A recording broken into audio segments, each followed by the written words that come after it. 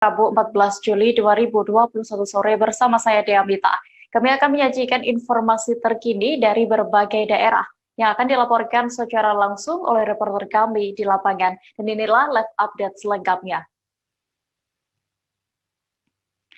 Kita awali informasi sore ini dari Jawa Tengah, Tribuners. Sepasang suami istri di Desa Perigi, Kecamatan Sigaluh, Banjarnegara, Jawa Tengah, Edi Suharto dan Penny memilih tinggal menyendiri di hutan. Mereka menempati sebuah rumah tua, peninggalan orang tuanya.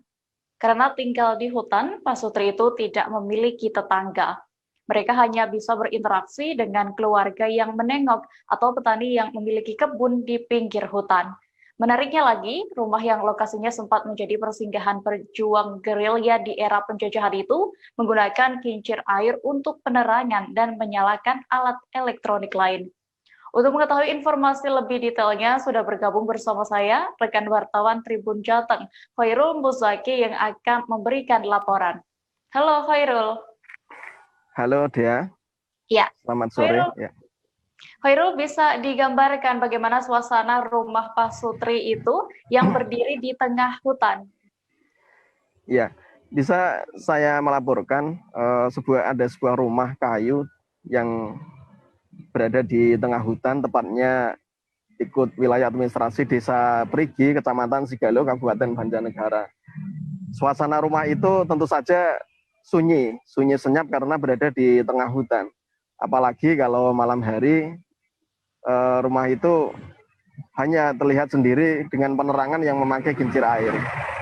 Karena untuk akses menuju rumah itu pun sangat sulit, kecuali dengan roda dua. Itu pun tidak semua pengendara punya nyali untuk melintasinya. Iya. Lalu Khairul, apa alasan sebenarnya Pak Sutri itu memutuskan untuk tinggal menyendiri di dalam hutan? Sebelumnya Pak Sutri itu pernah tinggal di pemukiman seperti warga pada umumnya di Desa Perigi. Pak ini sendiri, sang istri, dia pernah bekerja sebagai staf atau pegawai TU di sebuah sekolah di Banjarnegara.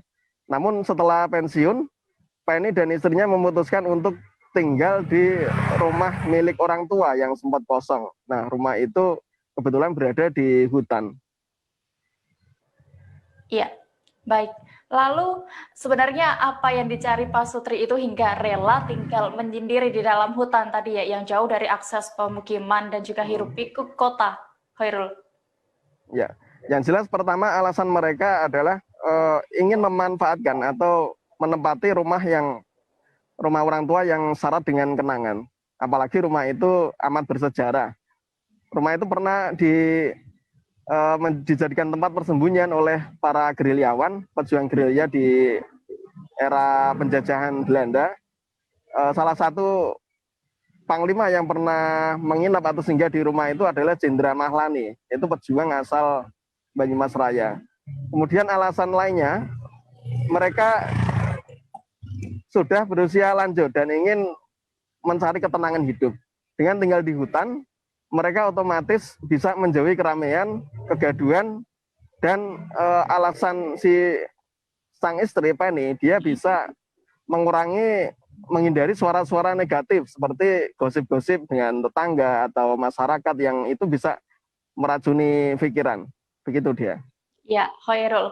Karena lokasinya yang tinggal di dalam hutan ya jauh dari pusat kota, terus bagaimana mereka mengakses berbagai kebutuhan rumah tangganya? Ya, meskipun berada di tengah hutan sendiri dan jarak dengan pemukiman warga itu sekitar 3 km. Tetapi pasangan suami istri itu tidak pernah merasa kesepian karena setiap hari ada petani yang kebunnya berada di pinggir hutan. Mereka biasa mampir dan melakukan interaksi dengan Pak Sutri itu. Kemudian keluarga atau anak-anak dari Pak Sutri itu juga kadangkala menengok ke rumah orang tuanya di hutan. Ya, Khairul.